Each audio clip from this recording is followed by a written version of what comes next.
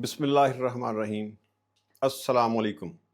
नाज़रीन इकराम, मैं हूँ अब्दुल जब्बार तरीन और एक नए वीलाग के साथ आपकी खिदमत में हाज़िर हूँ। आज के वीलाग में हम हालिया ईरान अमेरिका जंग के तनाज़ुर में एक अहम तरीन मौजू पर गुफ्तगू करेंगे। हमारा आज का मौजू है कि क्या अमेरिका बज़ोर ताकत आबनाए हरमज़ खुलवा सकता है? क्या ईरान की रजामंदी के बगैर आबनाए हरमज़ में जहाज़ रानी मुमकिन हो सकती है? सबसे पहले हम आबनाए हरमज़ की लोकेशन पर बात करेंगे। नाज़रीन इकराम, आबनाए हरमज़ का जोग्राफिया ईरान की हिकमत अमली और ताकत का नया तवाज़न मुस्तक़बिल में दुनिया की और ख़ुसूसन मशरिक़ वस्ता की तकदीर बदल सकता है। दुनिया की सियासत में कुछ मकामात ऐसे होते हैं जो महज नक्शे पर लकीर नहीं बल्कि ताकत, मईशत और जंगो अमन के फैसलों का मरकज़ होते हैं। आबनाए हरमज़ भी ऐसा ही एक मकाम है। ये एक तंग समुद्री रास्ता है मगर असरात के एतबार से पूरी दुनिया की मईशत की शाहरग है। यहाँ से गुजरने वाला हर तेल बरदार जहाज़ दरअसल आलमी सियासत, तवानाई की मंडी और ताकत के तवाज़न की एक चलती फिरती अलामत है। आबनाए हरमुज़ खलीज फ़ारस को बहर हिंद से मिलाती है और दुनिया की तकरीबन 1/3 तेल की तरसील इसी रास्ते से होती है। यही वजह है कि इसे आलमी मईशत का चोक पॉइंट कहा जाता है। मगर इसकी असल अहमियत सिर्फ इक़्तिसादी नहीं बल्कि इसका जोग्राफिया खुद एक ऐसी अस्करी हकीकत है जो बड़ी बड़ी ताकतों के लिए चैलेंज बन जाती है। और यही वो मकाम है जहां ईरान का किरदार इंतहाई अहम हो जाता है। आबने हरमज़ की जियोग्राफियाई साख्त बज़ाहिर सादा मगर अमली तौर पर नहायत पेचीदा है। इसकी कुल लंबाई तकरीबन 180 किलोमीटर है जबकि इसका तंग तरीन हिस्सा सिर्फ 40 किलोमीटर है। लेकिन असल मसला इसकी चौड़ाई नहीं बल्कि इसके अंदर गहरे पानी के वो मखसूस बहरी रास्ते हैं जहाँ से बड़े जहाज़ गुजरने पर मजबूर होते हैं। ये रास्ते मज़ीद तंग होकर महज चंद किलोमीटर तक महदूद हो जाते हैं जिससे यह इलाका एक कुदरती बॉटल नेक यानी गला घूंटने वाली गुजरगाह बन जाता है। यही जोग्राफिया ईरान के लिए एक कुदरती दिफाई किले की हैसियत इख्तियार कर लेता है। आबनाए हरमज़ का शमाली किनारा मुकम्मल तौर पर ईरान के कंट्रोल में है जहाँ से वो न सिर्फ आबनाए की मुकम्मल निगरानी कर सकता है बल्कि किसी भी मुमकिन दुश्मन के ख़िलाफ़ फौरी कार्रवाई भी कर सकता है। अस्करी माहरीन इसी वजह से इसे एक किल जोन यानी दुश्मन की कत्लगाह करार देते हैं। अस्करी इस्तिलाह में ये ऐसा इलाका होता है जहां दुश्मन के दाखिल होते ही उसे चारों तरफ से निशाना बनाया जा सकता है। इसी तनाज़ुर में अगर अमेरिका या कोई बड़ी बहरी ताकत इस आबनाए को मुकम्मल तौर पर कंट्रोल करने की कोशिश करे तो उसे महज एक समुद्री ऑपरेशन नहीं बल्कि एक इंतहाई पेचीदा जंगी माहौल का सामना करना पड़ेगा। ईरान अपनी सरजमीन और साहल से एंटीशिप मिज़ाइल, ड्रोन हमले और दीगर हथियारों के ज़रिए बड़े बहरी जहाज़ों को निशाना बना सकता है। ईरान के पास ऐसे मिज़ाइल मौजूद हैं जो इंतहाई तेज़ रफ्तारी से हदफ को निशाना बना सकते हैं। गुज़श्ता चंद बरसों में ईरान ने ड्रोन टेक्नोलॉजी में हैरत अंगेज़ तरक्की की है।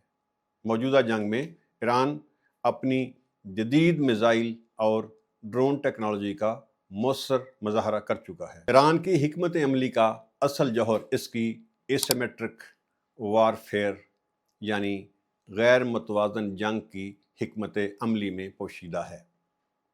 ईरान ये हकीकत बखूबी जानता है कि रवायती जंग में वो अमेरिका जैसी सुपर पावर का मुकाबला नहीं कर सकता। इसीलिए उसने अपनी दिफाई हिकमत अमली को इस अंदाज में तरतीब दिया है कि दुश्मन को फैसला कुन फतह हासिल करने से रोका जा सके। इस हिकमत अमली को अस्करी ज़बान में ایریا ڈینائل کہا جاتا ہے۔ اس حکمت عملی کا بنیادی مقصد حملہ آور فوج کو کسی مخصوص علاقے میں داخل ہونے سے روکنا یا داخل ہونے کی صورت میں اسے اس قدر نقصان پہنچانا کہ وہ اپنا آپریشن یا فوجی کارروائی جاری نہ رکھ سکے۔ ایران اس مقصد کے لیے مختلف ذرائع استعمال کرتا ہے، جن میں سب سے اہم اینٹی شپ میزائل ہیں۔ یہ میزائل ساحل سمندر سے داغے جاتے ہیں اور بڑے جنگی جہازوں کو نشانہ بنانے کی صلاحیت رکھتے ہیں۔ اس کے علاوہ ایران کے ڈرونز اس حکمت عملی کا ایک اہم جزو ہیں۔ کم لاگت اور بڑی تعداد میں تیار کیے جانے والے یہ ڈرونز نہ صرف فضائی نگرانی بلکہ تباہ کن حملوں کے لیے استعمال ہوتے ہیں۔ بعض دفاعی تجزیہ کاروں کے مطابق ایران کی ڈرون پیداوار اس سطح تک پہنچ چکی ہے کہ وہ بیک وقت سینکڑوں یا ہزاروں ڈرونز استعمال کر سکتا ہے، جو کسی بھی جدید بحری بیڑے کے لیے ایک سنگین خطرہ بن سکتے ہیں۔ سمندری بارودی سرنگیں بھی ایران کی دفاعی حکمت عملی کا ایک اہم ہتھیار ہیں۔ ایران کے پاس ہزاروں کی تعداد میں بحری بارودی سرنگیں موجود ہیں جو پانی کے اندر نصب کر دی جاتی ہیں اور کسی بھی گزرنے والے جہاز کے لیے تباہ کن ثابت ہو سکتی ہیں۔ ان سرنگوں کو صاف کرنا ایک نہایت سست اور خطرناک عمل ہوتا ہے جس میں کئی مہینوں کا وقت درکار ہوتا ہے۔ ایران کی بحریہ چھوٹی مگر انتہائی تیز رفتار کشتیوں پر مشتمل ہے جو سوام اٹیک یعنی جھنڈ کی صورت میں حملہ کرنے کی صلاحیت رکھتی ہیں۔ یہ کشتیاں بڑے جہازوں کو چاروں طرف سے گھیر لیتی ہیں، جس سے جدید ترین دفاعی نظام بھی دباؤ میں آ جاتا ہے۔ ان تمام عوامل کو مد نظر رکھا جائے تو یہ واضح ہوتا ہے کہ امریکہ کے لیے آبنائے ہرمز کو مکمل طور پر محفوظ بنانا ایک طویل اور پیچیدہ عمل ہو سکتا ہے۔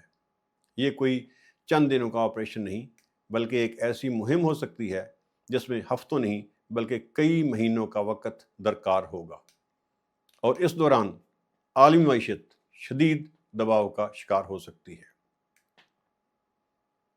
ایران کی طاقت کا ایک اور اہم پہلو اس کی طویل ساحلی پٹی ہے، جو خلیج فارس اور بحر عمان کے ساتھ تقریباً 1700 سے 1800 کلومیٹر تک پھیلی ہوئی ہے۔ یہ وسیع جغرافیہ ایران کو ایک غیر معمولی دفاعی برتری فراہم کرتا ہے۔ اس طویل ساحلی علاقے میں ایران مختلف مقامات سے میزائل اور ڈرون حملے کر سکتا ہے، جس سے حملہ آور فوج کے لیے کسی ایک مقام کو نشانہ بنا کر خطرے کو ختم کرنا ممکن نہیں رہتا۔ حقیقت یہ ہے کہ جب تک ایران نہ چاہے، امریکہ اپنی پوری قوت لگانے کے باوجود، یہاں تک کہ آبنائے ہرمز پر قبضہ کرنے کے باوجود بھی تیل کی سپلائی یا مال بردار بحری جہازوں کی آمد و رفت بحال نہیں کر سکتا، کیونکہ آبنائے ہرمز وہ ایک دروازہ ہے، تو اس دروازے تک پہنچنے کے لیے تمام جہازوں کو 1000 کلومیٹر لمبی خلیج فارس میں سے گزرنا پڑے گا۔ خلیجی ممالک میں کویت، جو خلیج فارس کے آخری کونے پر واقع ہے، وہاں سے لے کر آبنائے ہرمز تک 1000 کلومیٹر کا سفر ہے۔ اس کے بعد بحرین ہے۔ بحرین سے آبنائے ہرمز کا فاصلہ 500 سے 600 کلومیٹر ہے۔ قطر سے تقریباً 400 سے 500 کلومیٹر ہے اور متحدہ عرب امارات سے تقریباً 300 کلومیٹر ہے۔ اور یہ مکمل خلیج ایران کے میزائلوں کی زد میں ہے۔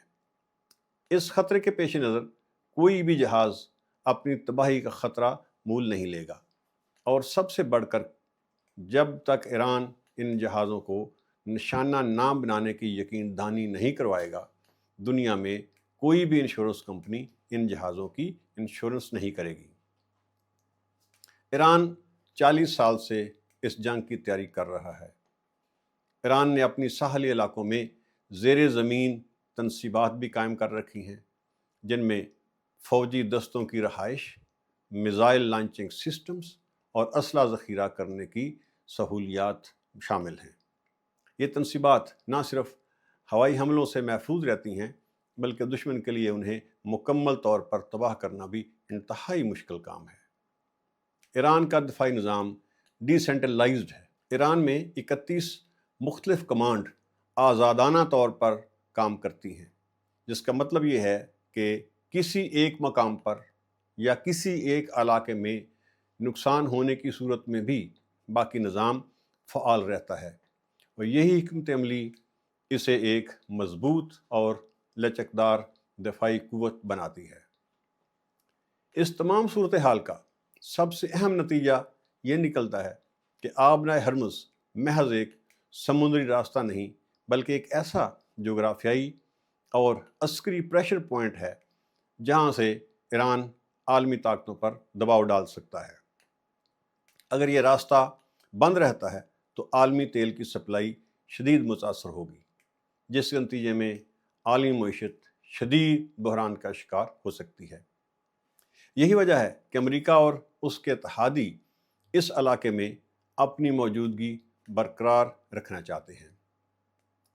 آخر میں یہ کہنا غلط نہ ہوگا کہ حالیہ جنگ نے آبنائے ہرمز کو دنیا کے حساس ترین علاقوں میں شامل کر دیا ہے۔ آبنائے ہرمز میں طاقت کا توازن صرف ہتھیاروں کا نہیں بلکہ جغرافیہ، حکمت عملی اور صبر کا کھیل ہے۔ ایران نے اپنے محدود وسائل کے باوجود اس جغرافیہ کو اپنی سب سے بڑی طاقت میں تبدیل کر دیا ہے، جبکہ بڑی طاقتیں بھی اس حقیقت کو نظر انداز نہیں کر سکتی کہ آبنائے ہرمز میں جنگ کا مطلب صرف ایک علاقائی تنازع نہیں بلکہ اس کے نتیجے میں شدید عالمی معاشی بحران پیدا ہو سکتا ہے، اور یہی وہ حقیقت ہے جو آبنائے ہرمز کو عالمی سطح پر ایک فیصلہ کن مقام بنا دیتی ہے جہاں جغرافیہ ہی اصل طاقت ہے۔ ناظرین کرام، اس ویڈیو کو لائک کریں، سبسکرائب کریں اور کمنٹس میں اپنی قیمتی رائے کا اظہار ضرور کریں۔ ہم جلد ہی ایک نئے ویلاگ کے ساتھ آپ کی خدمت میں حاضر ہوں گے۔ آپ کا بہت بہت شکریہ۔ اللہ حافظ۔